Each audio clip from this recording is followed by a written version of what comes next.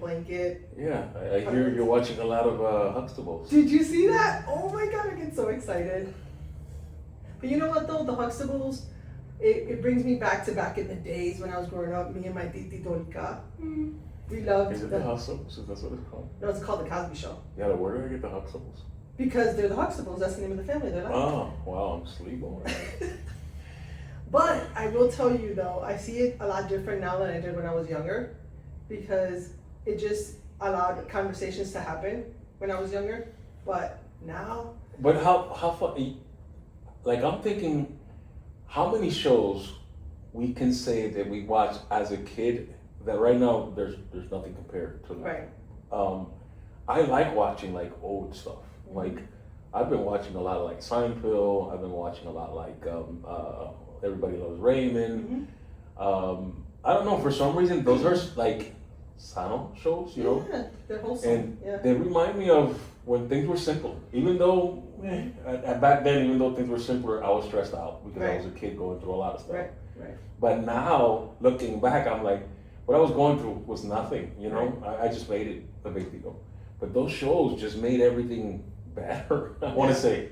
Yeah, but I also think that those shows allowed conversations to be had that maybe were hard conversations to be had. Because I was just watching it recently, like you said, and I was thinking of two things. One, I remember when I was watching it with Genesis. I don't know if you remember. Do you remember the opening of the show when Bill Cosby's like dancing and he's doing? Yeah. Genesis was about 8 years old, and I was introducing him to that, and he would be getting up and he was dancing, doing everything was fine. But then there came a time when I started to go through a divorce, and I was still watching it with Genesis, and it started to hit him in a different way. Because he no longer had a family. He no longer had mom and dad. He no longer had that dynamic of arguing about going to the bathroom, going to bed, doing the night routines. Like, he didn't have that anymore, and it hit him harder. And I never, ever thought about that, because I was raised with my mom and my dad. Mm-hmm. You know what I'm saying? I mean, of course they divorced and did their thing, but that was a reflection of my home. We did a lot of laughing. My dad was super silly. I remember watching that when I was in New York, living in the Bronx in the projects. I remember sitting down and just watching it by myself, and just like literally like just zoning out and being a part of the family. You know, seeing Theo interact with his sisters and how annoying they were to him, and the things that he did and that annoyed his mom, and the dad. Is just immerse myself in the family thing that I couldn't relate because I never had that. Right. But it was just so, like you said, wholesome, and it felt good. And it just the funny stuff that happened between them, the fact that they will go all out to teach their kids something. I remember the episode where Theo, they turned the whole house apart into an apartment. That was like the most memorable show, and it just showed the love that they had for one another, that they would go to the extreme to try to give them a lesson, you know? And that in itself was like, yo, that's so cool. But you look at it now and it's like we've lost that. Like it's not like that. And it's okay. It's common to just be in your own little world, do your own thing, and not have the family oriented stuff that we know. But I could sit down and watch that for hours on end. I just really, really like watching those shows. Yeah, I do too. And like I said, I think one of the biggest thing about it is because it would allow conversations to be had at home. Because I remember watching some stuff with Genesis, and then it allowed me to have conversations with him about what was said on there, and it wasn't personal towards him or personal towards me. It was easier to have those conversations because he would say, "Oh, Mom, did you see what the mom said?" and blah, blah, blah, blah, blah. And it could be an indirect comment to me, but I'm like, oh, look at what he picked up on. So it allowed me to see things in a different light and allowed me to have conversations. But I think it's great because a lot of times hard conversations are not that easy to be had. And something that you said right now reminds me of a conversation I had this week. You said that it allows you to be inside that family, be involved in there, feel like you're a part of the family. Recently, this week, I was talking with some staff and things like that, and I had to give kind of a devotional and just kind of bring a word from God. And it was interesting because I said the same thing about the Bible. I said that how when I read the Bible, it's almost like a mirror where I can identify myself with certain things and certain people and certain circumstances, and just kind of see myself from like a bird's eye view, and just look at myself like, wow, you need to change that, or that's a great attribute that you have. Like, it allows me to be in there and look at it without finding it a place of judgment for me, but allows me again to have these hard conversations, these things that need to be surfaced, that otherwise I wouldn't have been able to see on my own. So looking at the Bible as a mirror, looking at the Bible as a place where I fit in those stories, or I see myself in those stories, which is kind of what you were saying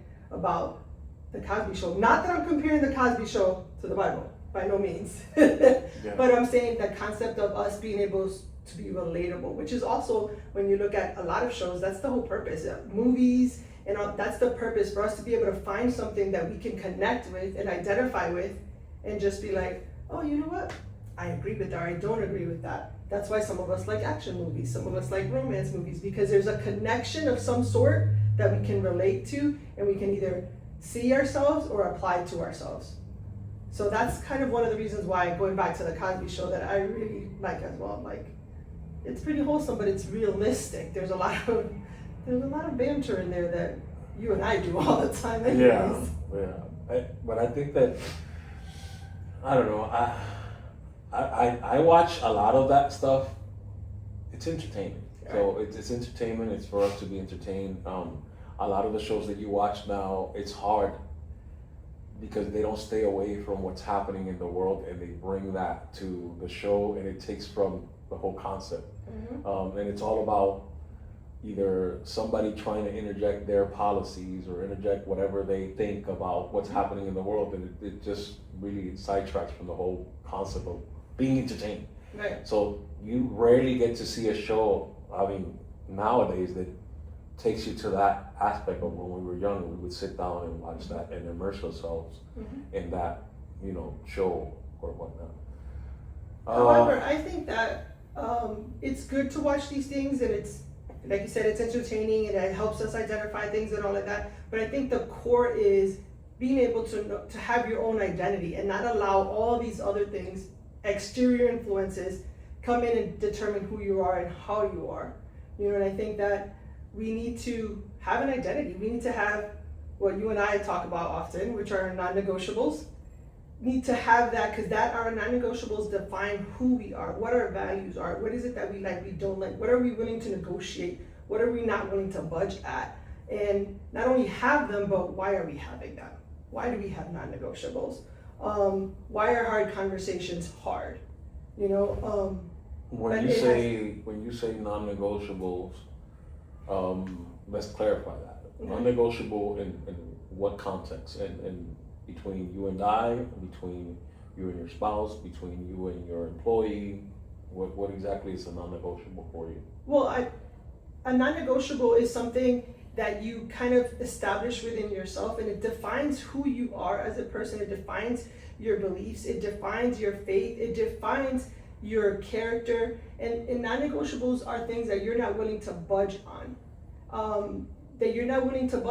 But I think it's very important to recognize why those non-negotiables exist. Because sometimes our non-negotiables tend to be just a reason to be stubborn and saying, I'm not changing because I don't feel like it, because this is who I am. And that's different. When you have a non-negotiable is something that is set up because it builds you, it covers you, it protects you, but for growth and thriving, not to push people away.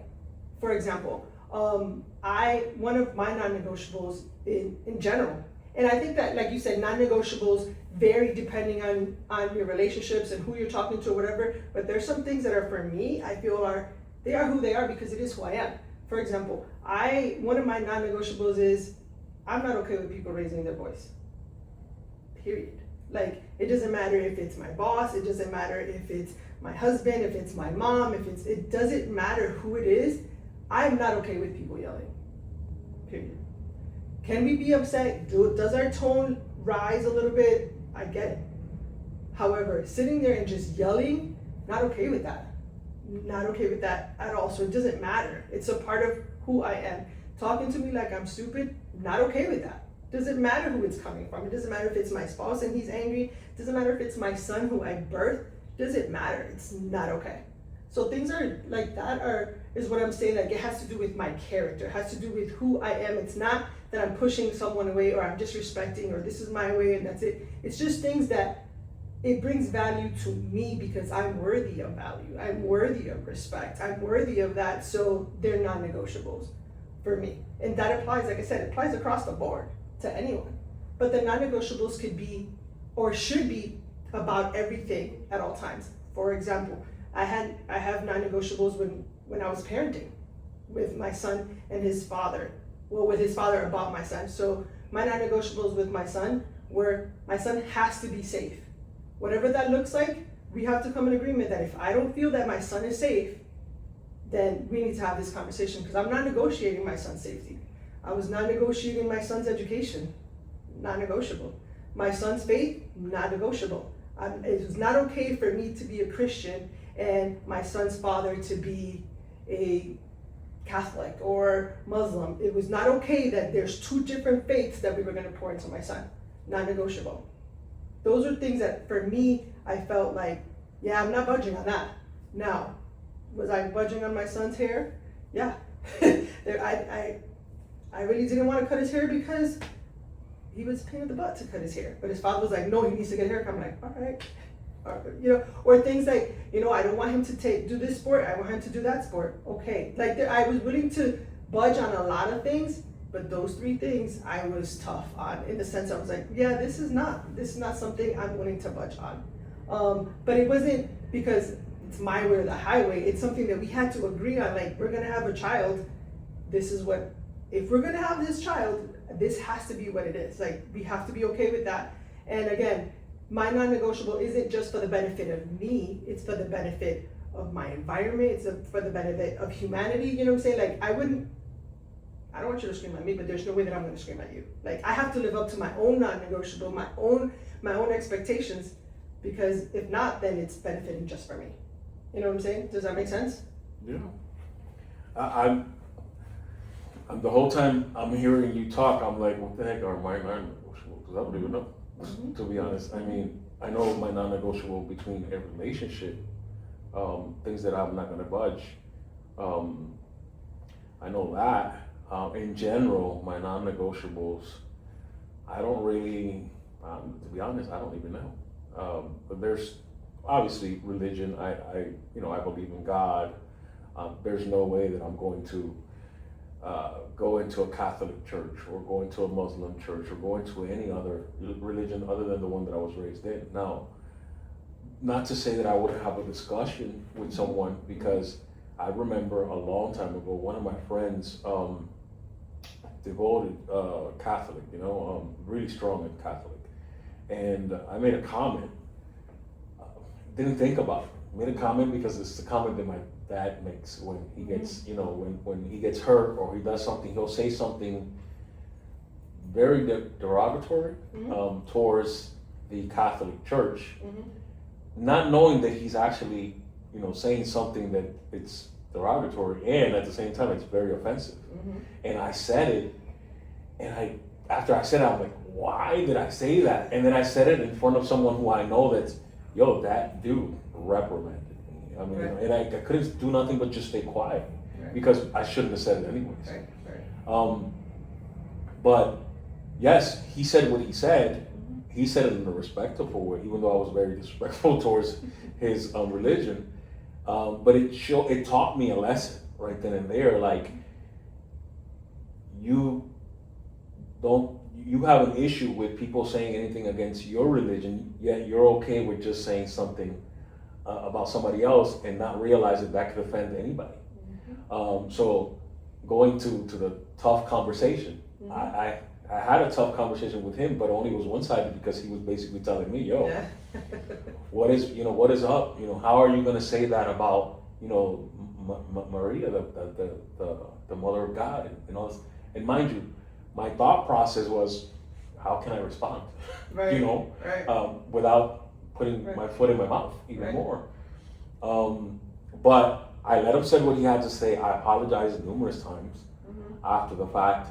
And I was so angry at myself. I'm like, I'm never going to be able to say anything to him about my religion when I basically just, said what I said about his in a way where it's beyond disrespectful. But it showed the relationship that we had between each other, where he didn't take total offense to it, where he basically disregarded my friendship. Right. I mean, we still, talked. We still had numerous conversations about other things in life.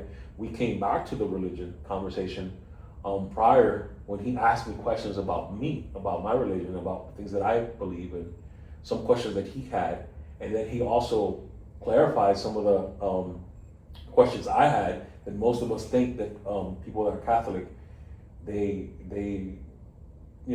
have not only a high respect for Maria, but I thought that they prayed to Maria, and he's like, that's Mary, not, yeah. to Mary.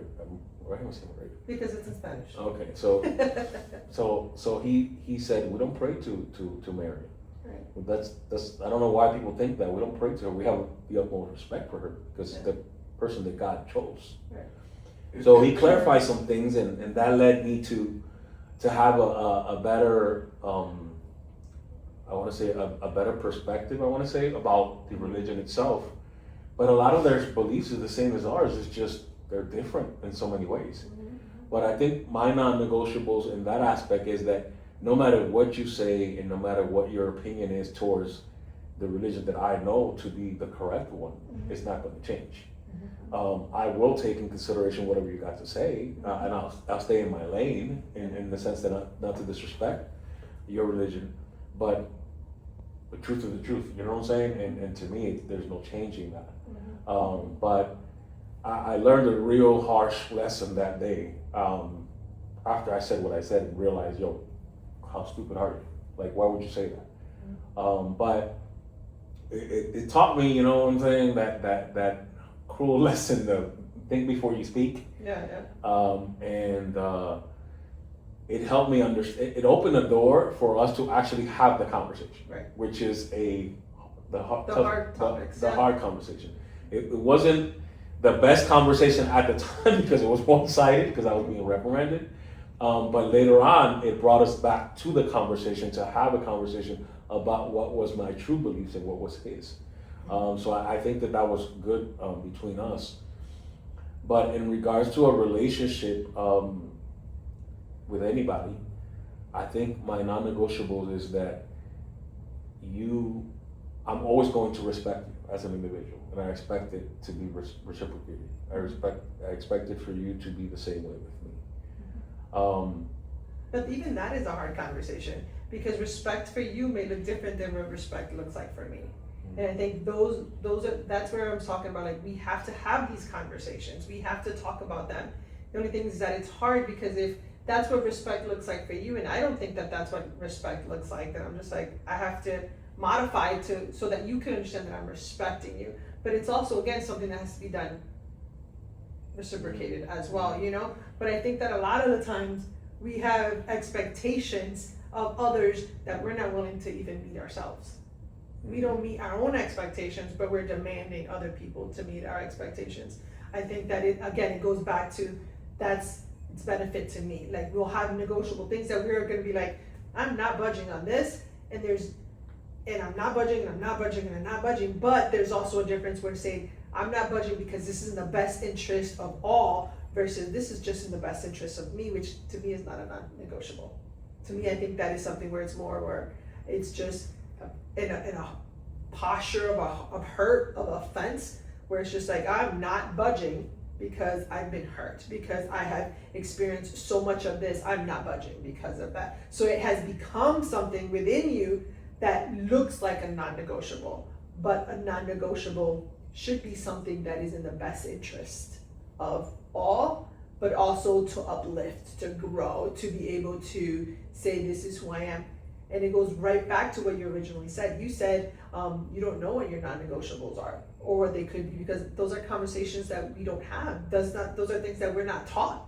Those are not things that we really engage in because we don't. So our identity is really defined by what our culture says, by what our church says, by what our parents say. Like, we don't have that identity within self to figure out what are our non-negotiables. But at the end of the day, if we're believers of Jesus, our identity is in Christ, therefore our non-negotiables are already established for us, you know.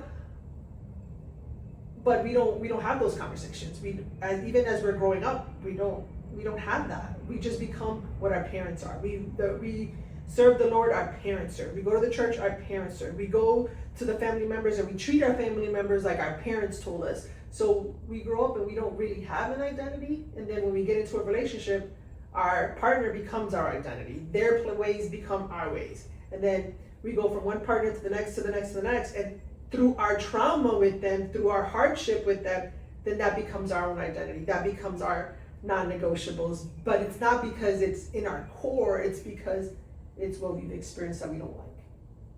So it becomes a place of defense, it becomes a place of being guarded, where it should be a place of wholeness and purity, in a sense where this is who God says I am. And because this is who God says I am, that I'm worthy of respect, I'm worthy of love, not because of my point of references and my experiences. You know, like we have to differentiate that. The only time that we can have those hard conversations, or the tough conversations, as you say, it's when you're with someone who you value, that you need to let them know from the beginning, hey, these are things that I don't think I would ever use the term non-negotiable, but these are the things that I'm not going to compromise on. Right. You know, this is just who I am. Yeah. This is what I like. Yeah. And this is what I determine to me is very disrespectful. Therefore, I need to let you know. Yeah. If you cross this line, there's no coming back. Right. And I think that goes with the individual that you're having that conversation with, depending on the relationship status that you have with them, whether it's your spouse, your girlfriend or boyfriend, or, you know, relative or friends. And that's something you should have a conversation with, because you don't want to have a misunderstanding where, you know, both parties, you know, get upset for whatever reason. And you got to pick and choose when you're going to talk about that. When time, place, and matter. Because you're not going to just talk about that out of whim, you know. But it's something that we should, if you value that relationship, it's something you need to address so that way it doesn't happen. But they also change too as time passes. You know, you learn more, because it's not like you're gonna meet somebody and say, hey, by the way, I don't do da da da da da da, give them a list, or this is who I am. You don't do that. But as you're evolving and growing in those relationships, then, and it's not just a romantic relationship, it is a friend, it is your children, it is your family, where you can start evolving and changing. But I guess what I'm saying is, there's things that are just definite, like they're absolutes. It's not something that you can change. Like, I've had the conversation where I've said to other people, I'm like, listen, I don't think that that's how you should speak to your significant other. It's not my place. I've said it to my own siblings, and there's been moments that I'm just like, you know, I don't think you should be speaking like that. They're like, well, and I know that it's not my place because they're grown adults, could do whatever they want. However, I'm like, I'm not okay. I'm not okay with screaming at me. I'm not going to be okay and stay quiet and allowing you to be screaming and hollering and disrespecting. I've had those conversations, because to me, not necessarily that I've gotten involved in the relationship, but if it's my brother and I'm like, dude, privately, obviously I'm not going to call my brother out in public or whatever, but I'm like, yo, you shouldn't be talking like that. If he changes, if he does, it doesn't matter to me, but to me, I find value in that. So I will say those conversations. I will have that conversation. But it's across the board. It's not okay, well, because it's my brother, he can steal. But if it's somebody else, they can't steal. Like, if stealing is wrong across the board. It doesn't matter. Again, I think that goes right back to our identity in Christ. I think it goes back to our foundations and say, this is who I am, then it's who I am wherever I am. It isn't like, well, if this is wrong, it's only wrong if people are watching me. It's only wrong when I do it in front of other people. No, if it's wrong, then it's wrong. You know, it's across the board. There's no negotiating on that, depending on who it's with or where it's with or what's the reason behind it. You know what I'm saying? I think there's absolutes in life that the world tells us it doesn't. The world tells us right now that it depends on how you feel, and if it's maybe wrong for me, but it's not wrong for you, like, there's no absolutes nowadays. And so I think that's where we are, where we don't have an identity, because my identity depends on my environment. And I think that there there's a big issue in that, and we lose who we are. We don't have an identity. Tough conversation for sure. For sure, it's a tough conversation, and again, you got to pick and choose that moment. But it needs to happen, because again, if you don't address it, you can't get mad if the person never knew. Right. Big deal. Yeah. But and you gotta have some grace if they did cross that line that they didn't even know they had. Right. You know. Right. Hence the fact why you have to have the tough conversation. And it's something that you're not gonna have, like you said, we're not gonna have it in the beginning of starting a relationship with that individual. Hey, this is because it's like what? But eventually, if you value that relationship, you should address it. It's funny. There's a book that we started looking into, me and you. The what is it? 101. The one with Relationships 101. Relationship 101.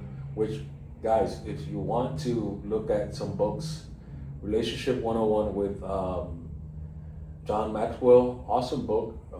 Small. It's not a lot of pages. Pretty good, easy read. Yeah. It's pretty easy read, but it just gives you in perspective of what it is to have a relationship with someone and the importance that you should have when you value a relationship in general, across the board, whether it's a family member, a spouse, and so on and so forth.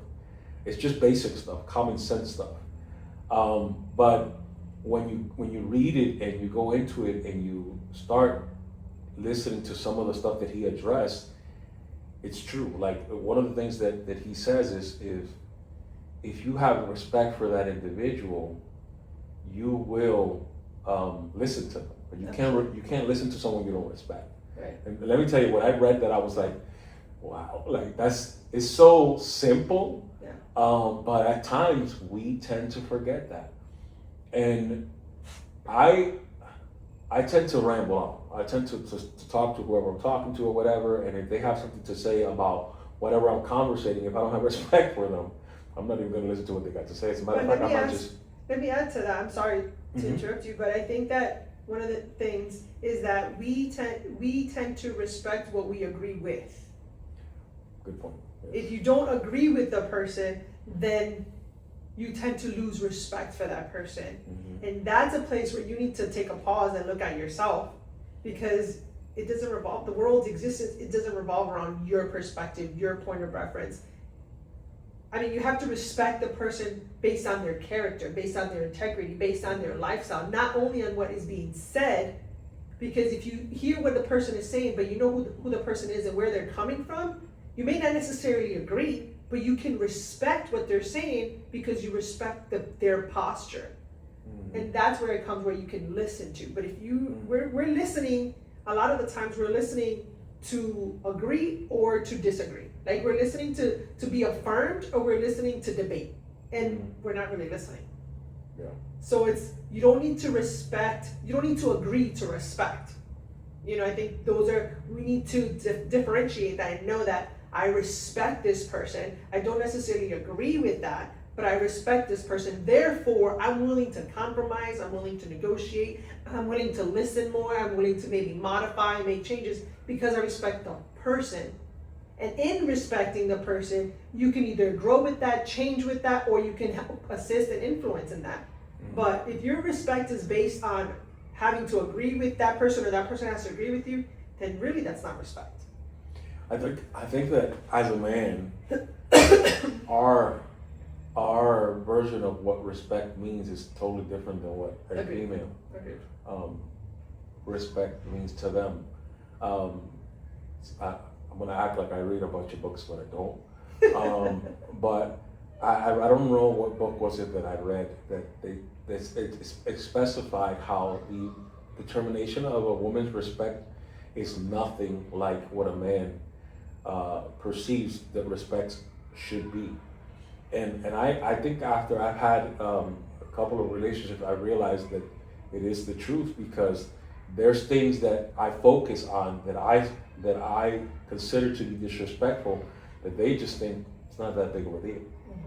Mm-hmm. But if you don't talk about the harsh conversation, and if you don't let them know that this is not a non-negotiable, based on whatever issue you're having with them, and they continue to do it, it's actually your fault for not addressing it.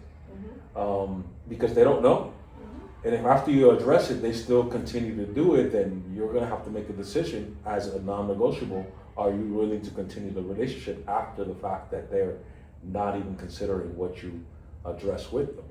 And for me, as a man, that's where respect falls in. If I tell you something that obviously I don't like, and to me I consider disrespectful, and you just dismiss it and tell me I don't see it that way, then I'm gonna have an issue with it. And that's when you make a determination. And I had this years ago with a relationship way back then, that it was a non-negotiable for me. And they did it a couple of times. And I had grace for them the first 2 times, which as a non-negotiable, to me is like, all I need is 1 time. But I realized that I'm not perfect. And I can't, just like you said a little while ago, we can't automatically think that the way that we are, and we're so self-centered, everything has to be this way and that's it. No, you have to have some grace in the process. And again, if you value the relationship, if you care about that individual, you're going to have grace. If you respect them, you know what I'm saying, you're going to have grace. So I did. All in all, to figure out that, you know what, I had to stand on my word. I had to stand on my non-negotiable, and I decided, you know what, you did it once, you did it twice. If I don't stop you now, then my word really means nothing. And to me, that means a lot. It means a lot. Absolutely. So I had to walk away. Absolutely. I think that, again, hard conversation that needs to be had, because to you, it may look like respect. To me, it could look like control. So again, it goes back into, what does it look like? What does it benefit? How does it affect the whole? And that's why a lot of times it's like, it's not that it's not a big deal. It's like, it's a big deal, but to you, that big deal has become, it looks like control to me. And because it looks like control to me, then my automatic defense is, oh no, you're not gonna control me. Because we're built to be led. As women, we are built to be led. We're built to be covered. However, our point of references, our experiences, society, and things that have happened, respect and leadership looks like control. And it's hard to submit to control when we're built to submit to leadership. So we can be led by you. I can totally be led by you. But if all that you do with me is control me, then how do I differentiate between leadership and control? That you're leading me, you're guiding me, or you're controlling me. You know what I'm saying? Like, there's that difference. That also goes with, if you come in the relationship with baggage, as we all do. We all do, right? Then you're always going to tend to default to the fact that this is control. Absolutely. And that might not necessarily be what you're assuming it is, because you're just using what your reference. You're right. You know, and that's not fair to the individual either, especially if the individual talks a lot. If the individual actually tells you, hey, this, that, whatever, and you still keep going to default. Right. That's not fair to me either. You're right. No, you're right. And my non-negotiables from day one is, we can have a discussion. Right. But you don't get to raise the voice right. to raise a voice at the end of the discussion, and you definitely don't get to curse at me in the discussion. That's a non-negotiable for me from the get. Right. And again, if we had that conversation and I let you know, and to you it's not a big deal, and you did it once and twice, then, and if I don't stand firmly on my non-negotiable, then you're gonna think it's okay. Right. So in that aspect, that's where I went, and that's when I made a determination. To a certain extent, after the years went by, I realized that I already had one foot out. That just was the excuse that I needed to walk out.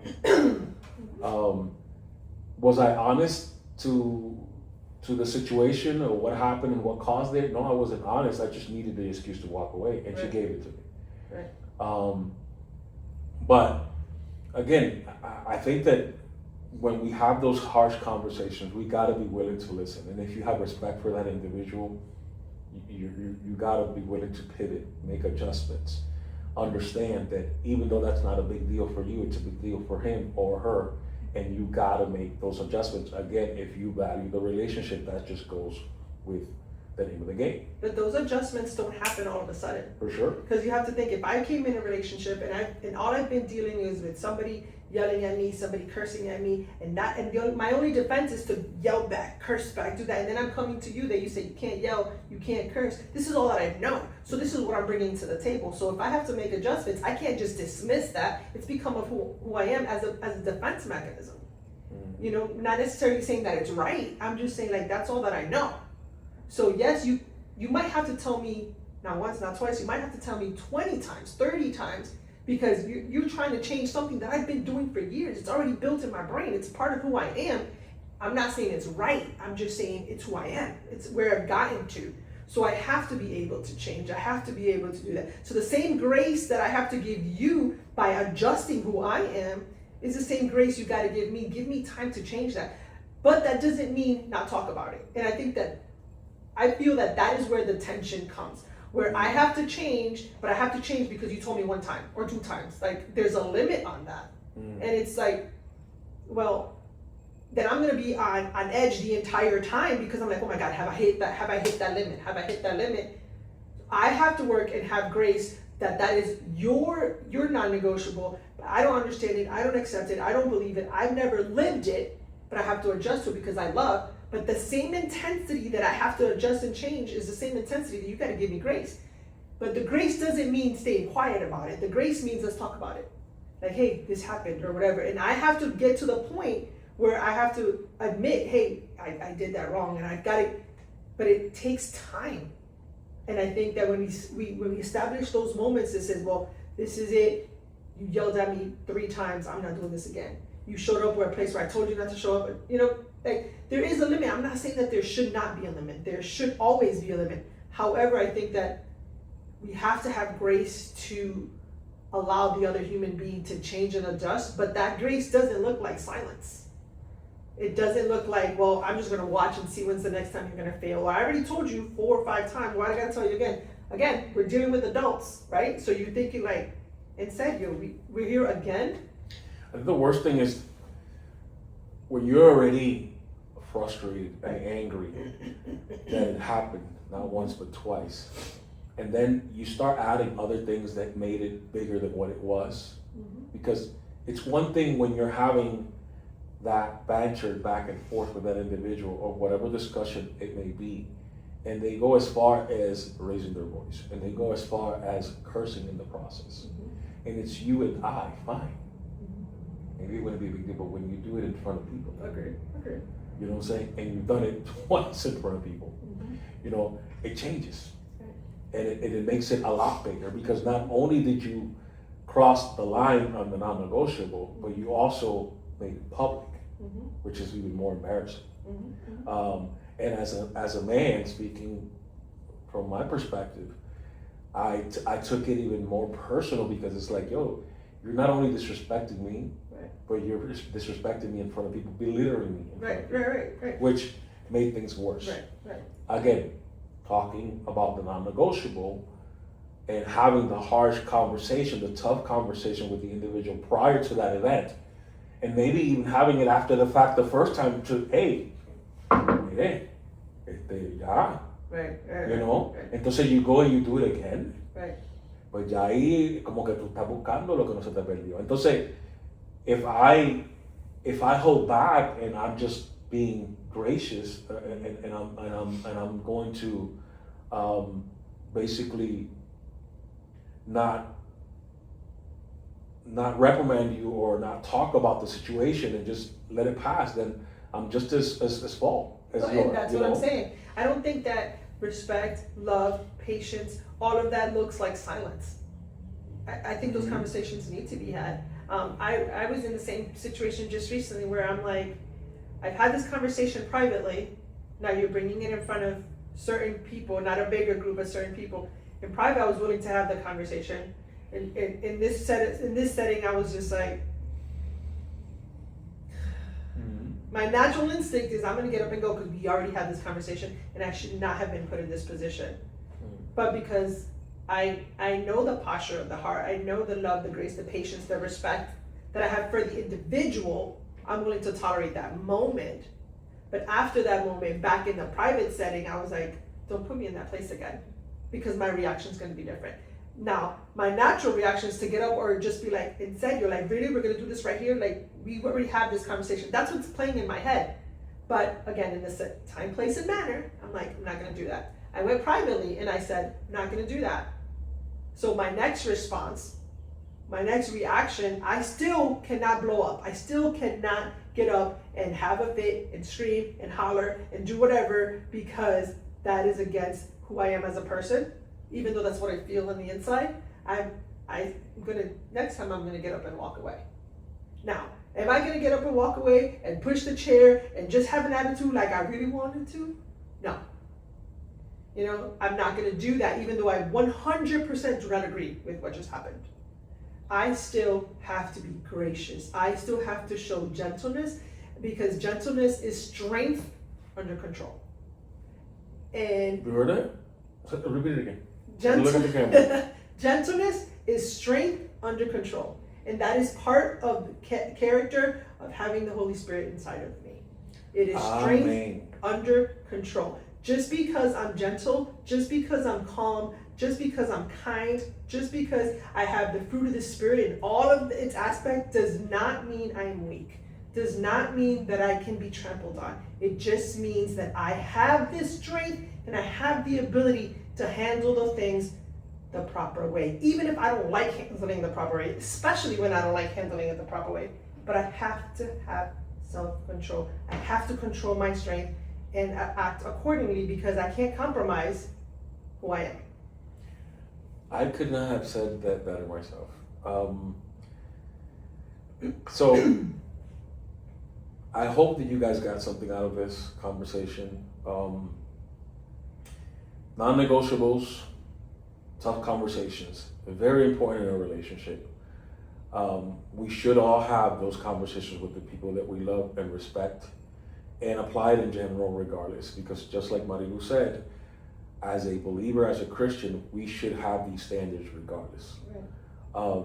And it is tough, but again, we should have these conversations. It's very important to have conversations with people that we love and we care for, so that we don't have these misunderstandings and causes us to basically back off of the relationship. That's not good either. Please, guys, leave in the description of this video, or not the description, in the comment section, what do you think about the conversation? What are your non-negotiables? What are your tough conversations that you had in the past? We definitely would love to hear what you guys have to say. And Marilu will respond to you guys. Again, so happy that you guys spent the time here today and listen to what we had to say. Hope you guys enjoyed it.